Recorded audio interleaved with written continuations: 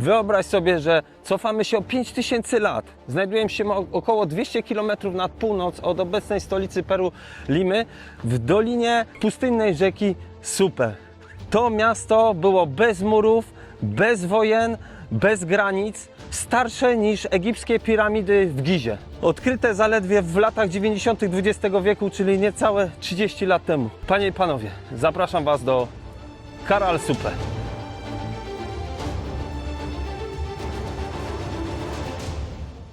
Dzień dobry moi drodzy, kolejny dzień zaczynamy. Żegnam się tutaj z Aucho i ruszamy taryfą, tak, bo to najtańsze i najszybsze połączenie, zaraz Wam o wszystkim opowiem, do Caral Supe, czyli najstarszego miasta Ameryk. Lecimy kręcić przygodę.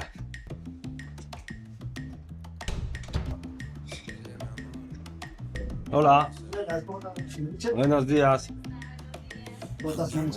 Buenos días. Thank you so much. It was great service. Thank you. Bye.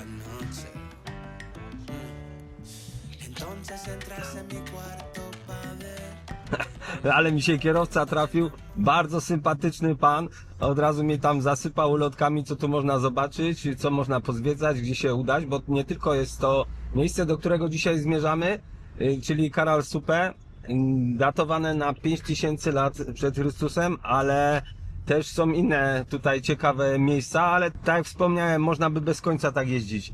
Czas troszeczkę mam, może nie napięty, ale harmonogram mam wyłożony dosyć dużą ilością przygód, które chcę Wam pokazać, żebyśmy razem z Tobą przeżyli.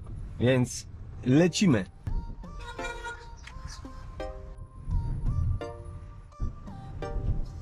Bardzo ważna rzecz, ile to wszystko kosztuje.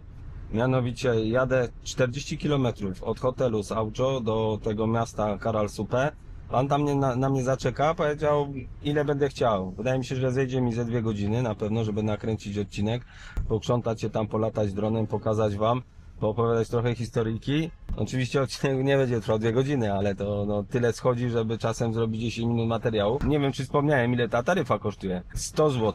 Był przed chwilą zatankować, bo paliwo w Peru kosztuje $10, czyli mniej więcej po tym kursie, który teraz obowiązuje, jest to około 4 zł, może 4,10, 4,20.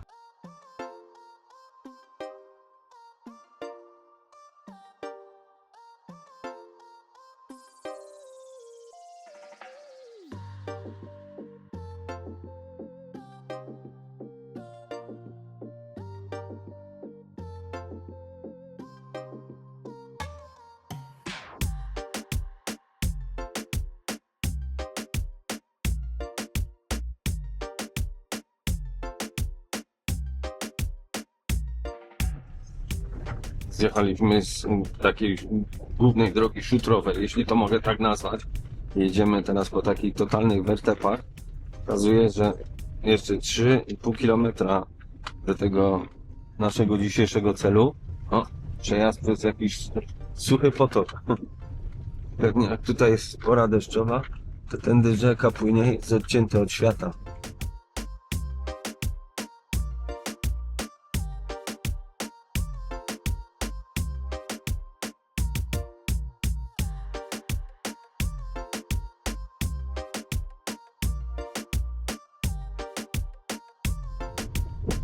Wcale się nie dziwię, że tu nie ma jakichś wielkich ilości turystów. Dojazd jest utrudniony, ale wtedy dla mnie to jest woda na młynie. Są takie miejsca, które ja chcę dotrzeć, żeby Tobie pokazać, samemu doświadczyć, poczuć klimat miejsca.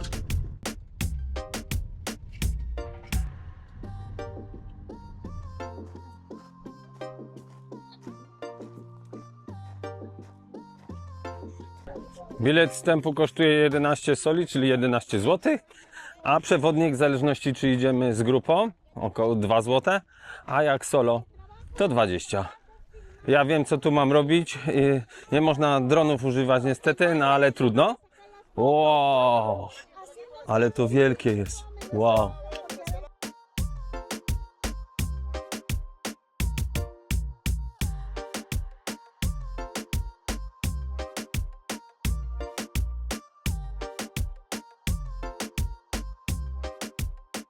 Tutaj mamy te różne piramidy i cały rozkład tej cywilizacji, która tutaj mieszkała przed 5000 lat. Pierwsze wzmianki tutaj o tym miejscu pojawiły się podobno w latach 40. ubiegłego wieku, ale machali na to ręką. Nikt nie zwracał uwagi, były ważniejsze problemy tutaj i zajęcia w kraju, według niektórych. I dopiero w latach 90. niejaka archeolożka peruwiańska niejaka pani Ruth Solis wzięła się porządnie tutaj za prace wykopaliskowe ze swoją drużyną i odkryli to fascynujące miejsce.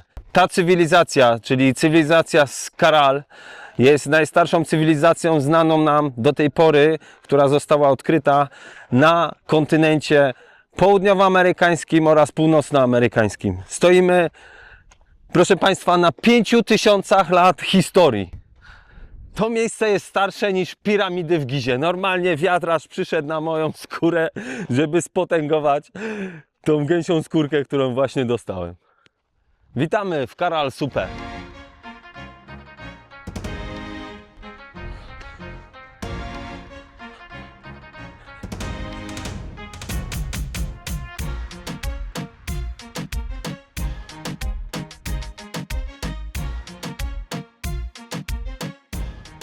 Tu pilnują porządku, bardzo dobrze, no bo miejsce jest wyjątkowe, nie ma co tutaj ryzykować, żeby jakiś turysta zaczął skakać i rozwalać to miejsce swoimi nogami.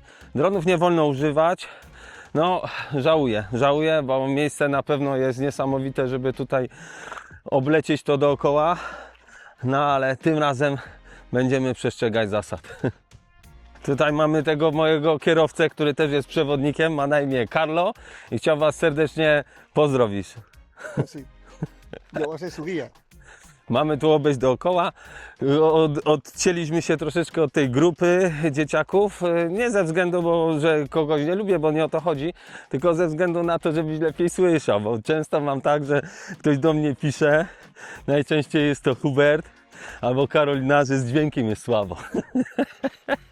Ale to jest najlepszy feedback. Słuchajcie, jak macie do mnie jakiekolwiek takie konstruktywną krytykę, albo zwracacie uwagę na szczegóły, które Was irytują, albo co można by poprawić, albo co Wam się też oczywiście podoba, to dajcie znać w komentarzu. Bardzo dziękuję z góry.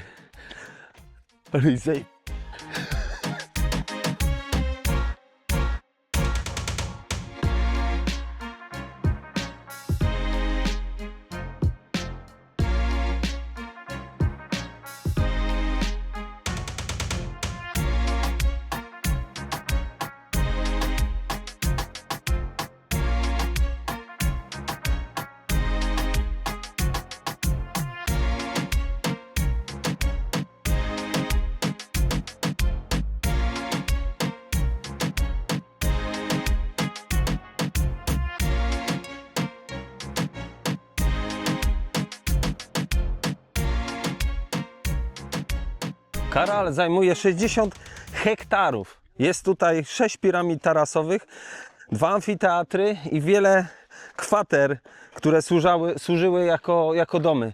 Ta piramida za mną jest największa tutaj w tym całym kompleksie, w tym całym mieście Caral.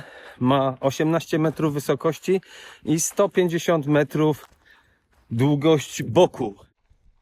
Dobra, jeszcze raz próba mikrofonu, bo coś się wykliknęło chyba, niestety. Mieszkańcy Caral nie byli wojownikami, byli za to świetnymi rybakami i uprawiali bawełnę, ale nie po to, żeby szyć sobie takie kolorowe, czerwone podkoszulki, tylko służyła im ta bawełna do budowy sieci rybackiej. Nie znali ceramiki, nie znali jakiejkolwiek sztuki wojennej, podobno. Pewnie jakieś bitki się zdarzyły, ale nie było tutaj zanotowanych żadnych oznak wojen ani konfliktów. I co ciekawe, tutaj na tym terenie archeolodzy odkryli wiele instrumentów muzycznych z kości różnych zwierząt, m.in. z kondorów oraz rogi z muszli morskich. Wyobraźcie sobie tutaj, że stoicie 5000 lat temu i na tych piramidach stoją ludzie, którzy grają muzykę pod tymi gwiazdami. Robi wrażenie.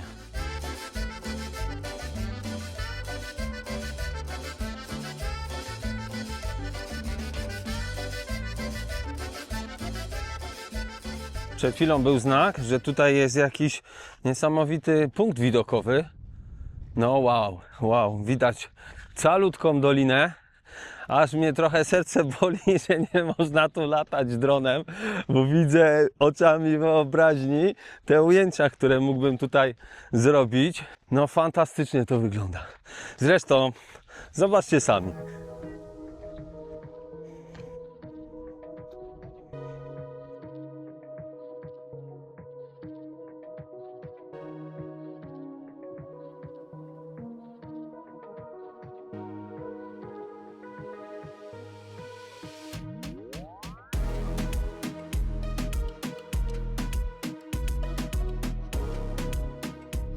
Tak jak wspomniałem, nie znaleziono tutaj żadnych fortyfikacji obronnych, żadnych murów.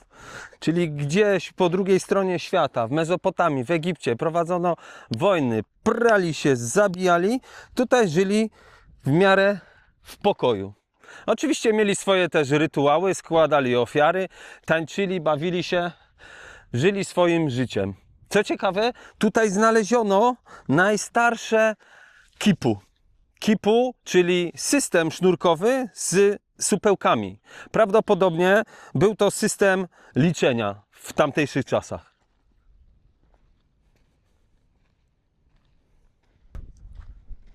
Jesteśmy tutaj zupełnie sami praktycznie. No, kilka osób tu tylko przyjeżdża. Droga, jak widzieliście, jest bardzo mocno utrudniona. Wiele osób się tu nie decyduje przyjechać, no bo trzeba się udać z Limy około 200 km no, z plusem. Też zauważyłem, że ta droga, która na Google prowadzi, to prowadzi przez te góry gdzieś tam. No, ten kierowca tego nie wybrał. Zrobił po prostu taki trójkąt i dotarliśmy tu do celu dosyć szybko, bo 50 minut. Jeżeli tak wygląda tutaj zima, to ja mogę taką zimę mieć każdej zimy w Polsce. Odczuwalne na moje oko jest 23 stopnie, może nawet 25. Lekki wiaterek wieje, ale to pewnie słyszycie. Leciutki pogłos. Fantastyczne warunki. A tam, co tam takie czerwone jest na końcu? Zaraz wam pokażę. Widzicie tam?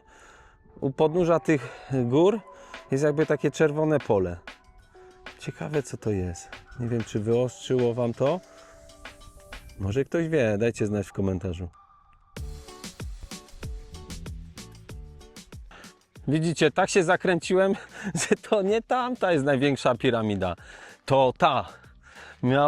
Miała 18 metrów wysokości i bok długości 150 metrów, czyli więcej niż boisko piłkarskie, więcej niż nasz stadion narodowy. Ciekaw jestem, czy tam na górze też jest basen, tak jak na naszym narodowym, no ale nie będę mógł tego sprawdzić, bo tu nie wolno oczywiście po tych ruinach chodzić. Zastanawia mnie też, po co są te czarne takie flagi. A, to są worki na śmieci, na patykach. Wydaje mi się, żeby odganiać ptaki, żeby nie siadały i swoimi pazurami po prostu by rozdrapywały i powoli by pewnie rozmontowywały te starożytne piramidy. To tyle moich teorii, ale może ktoś jest mądrzejszy. Raz po raz mijam kogoś, kto chce zagadać, ale ja nie znam po hiszpańsku, więc obiecuję sobie, że trzeba się wziąć w końcu za ten język. I powiem wam tak szczerze, wiem, że są komórki, translatory, oczywiście jest to jakaś możliwość komunikacji i często z tego korzystam, ale no, wydaje mi się, że nie ma nic lepszego jak taka bezpośrednia komunikacja językowa z kimś, bez jakichś urządzeń. No, trzeba się wziąć czasem do nauki.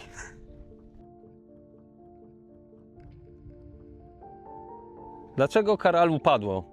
Około 1800 lat przed naszą erą szacuje się, że cywilizacja powoli odeszła. Nie na skutek wojen, tylko na skutek najprawdopodobniej zmian klimatycznych, które nastąpiły tutaj w tym regionie i które przyniosły wielką suszę. Spowodowało to po prostu rozprzestrzenienie się ludzi na inne tereny w poszukiwaniu jedzenia. I nie przez wojny, tylko poprzez zmiany klimatyczne, tak jakby cała cywilizacja zasnęła.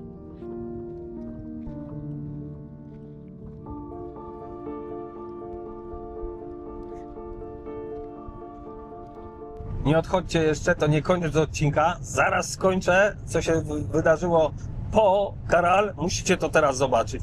A później wrócimy na dokończenie tej historii o starożytnej cywilizacji Caral. Kurczę, współczuję kierowcy, musieliśmy stanąć po tych wertepach. Niestety złapaliśmy kapcia i teraz szukamy chyba jakiegoś podnośnika. Koło zapasowe ma, ale no chyba z 10 cm inna średnica. I co on tu może zrobić? No kurde, biedny gość, może jak ja mu mogę pomóc? Są tutaj panowie do pomocy, może coś się uda. Jest pies, no nie mówi, że jeszcze obsika. Ej!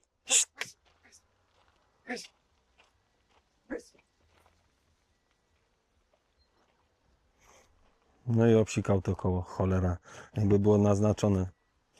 Z tego co widzę, to kluczy on nie ma w ogóle. Ale nie wiem, czy on to zakręci, bo tu jest na 4 śruby. Chociaż w sumie też. Jednej tu w sumie brakuje. Ma gość podnośnik, całe szczęście. Kurczę, czasem trochę szczęścia jest, ale w nieszczęściu no już się stało, to nie ma co gdybać. Jednak klucze nie pasują do tego. Lipa. Co tu gościu może zrobić? No ta opona to w ogóle, no to już że jest slikiem, to jest palicho, ale no co on sprawdza, czy możemy jechać? Nie wydaje mi się. Más abajo, un inflador, ¿eh? Más abajo, pero el gringo. Jedziemy z kapciem, ale to prędkość, kurczę, do 100 na godzinę. To nie wydaje mi się, żeby to był dobry pomysł. No, są tu pasy, ale nie ma do czego wpiąć. Więc tak jakby i nie było. Po prostu jestem zaparty tu nogami i rękami. Pędzi na złamanie karku. No, przygoda za przygodą, a już odkładałem telefon, że już dzisiaj nic nie będę kręcił. To powietrze nie uszło tak do końca, no ale nigdy nie wiadomo, jak zjedzie aż do felgi, czy go nie zarzuci gdzieś, prawda? Dobra, trzymam się.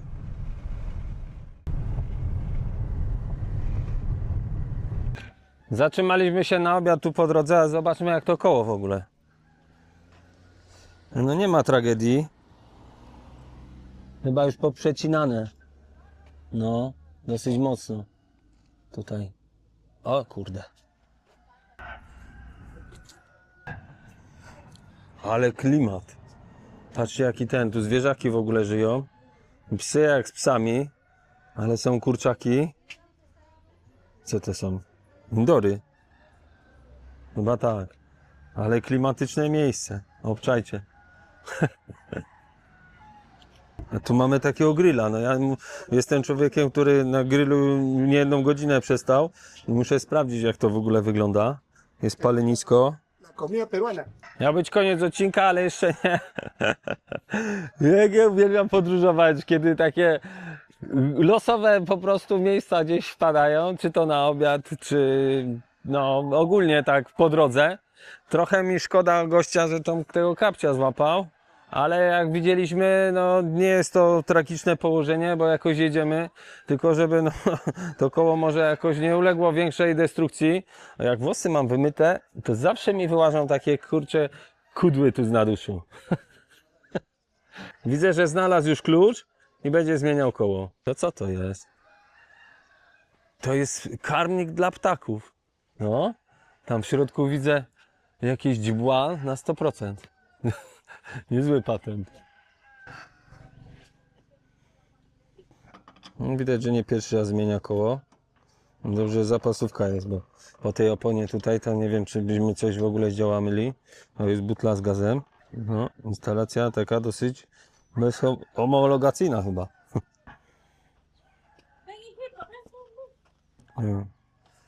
Jest gwóźdź. Była chwila grozy, bo przez chwilę samochód by prawie z podnośnika spadł. Pan mi szybko pokazał, żebym pchał tył. Nie mogłem oczywiście tego filmować dla was, bo samochód zaczął opadać. Bo te progi tutaj no, są mocno zardzewiałe, troszeczkę ząb czasu je wygryzł. I pan założył koło zapasowe i ja pchałem ten samochód w tamtą stronę, bo zaczął opadać do tyłu. No przejaja. Myślałem, że już koniec odcinka. Auto się przechyliło, bo nie było na ręcznym. Mamy 3 śruby, tak? No w sumie lepiej niż 2, nie? Ay, tú sabes, mami. Ja, vamos para allá, vamos para allá. Młody tu ubiera okulary.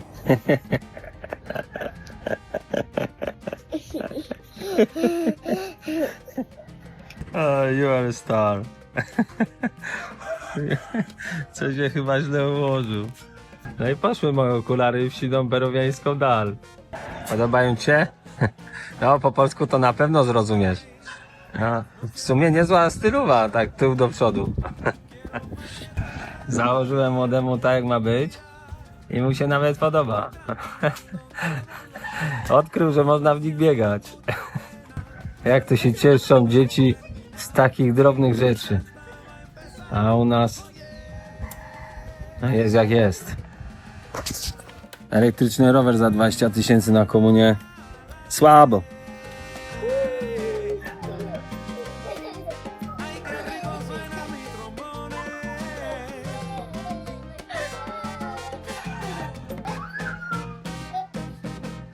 Gdzie jedzonko? Servido. Ulala. Ho, ho, takie coś to my lubimy. No, to jedziemy z tematem. Nie, please. Świeża limonka. Znowu muszę się bawić w pana Roberta Makłowicza. No, jest jeszcze coś ostrego. Ají. Hmm? ¿También? Hmm? Ya voy a... Ostre to ja lubię. I dzisiaj, kurczę, przepraszam. Jak na razie, smakowo na pierwszy strzał, to najlepsze jakie tu w Peru jadłem. Może nie jadłem w dużo miejscach do tej pory, ale naprawdę mnie użyka tutaj świeża kolendra, warzywa, wołowina, krewetki, widzę, marchewka, wszystko grillowane, ociekające po prostu smakiem i aromatem z grilla. Pyszne. Zaraz mi pan przyniesie jeszcze kawałek papryki, żeby sobie troszeczkę smak podciągnąć, podostrzyć. Tak by mało przygód było, prawda? Tak z tym kołem. No i co? No i w ogóle nie miałem tego w planie, że tu będę siedział i jadę obiad gdzieś z kurami. Jak słyszycie, tutaj ostro kury dają. Kury pieją, jak to leciało? Pieją, kury pieją. O to chodzi, słuchajcie, co często powtarzam. Sí. Gracias. Jest ostra papryka. Zobaczymy. Często powtarzam, że trzeba być przede wszystkim elastycznym w tym. Więc Gracias, señor. muchas gracias. Bye. Gracias, hasta luego, muy amable. Bye. Hola. Szybki update'ik cenowy. Za 2 obiady, plus jeszcze duża zupa dla pana i sok, litr soku z marakui. Zapłaciłem 50 zł. Jak to nie należy się spieszyć i zawsze sprawdzić dookoła siebie, gdzie co się zostawia. Zostawiłem statyw tam i wracamy. Dobrze, że no już nie byłem gdzieś w autobusie dalej. No około 15 minut, może 20 musimy nadrobić. Ale kierowca jest tak uprzejmy, że mnie zawiezie. Spokojnie, Michał, bez pośpiechu. Uległem trochę emocjom tam z tym chłopaczkiem, z tymi ludźmi i zostawiłem tego po prostu sticka gdzieś z boku. No tu nie mam go, niestety. Gdzie jest mój statyw? O! Muchas gracias. Gracias, bye. Uratowani, jest statyw. Wiem, że on tylko 120 zł kosztuje, ale bez niego to jak bez ręki. Gracias, señor. Gracias, cuídate mucho. Un All the abrazo.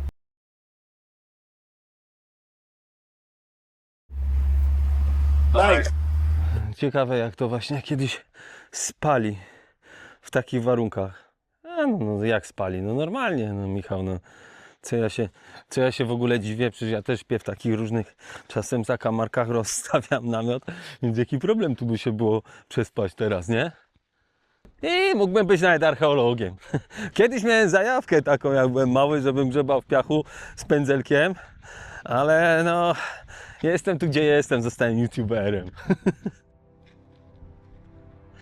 I powoli żegnamy się z tą najstarszą cywilizacją obu Ameryk.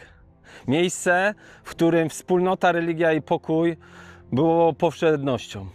Miejsce starsze od piramid w Gizie. Cichsze od Machu Picchu. A możliwe, że ważniejsze niż oba tam...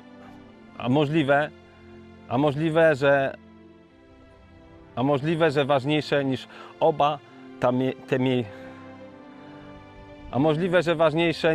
oba te miejsca razem wzięte. Do zobaczenia. Jeżeli nie subujesz, nie lajkujesz, to bardzo Cię proszę, bardzo mi to pomaga. I widzimy się w następnym odcinku 100 dni dookoła świata solo po planecie Michał Rusin. Cześć!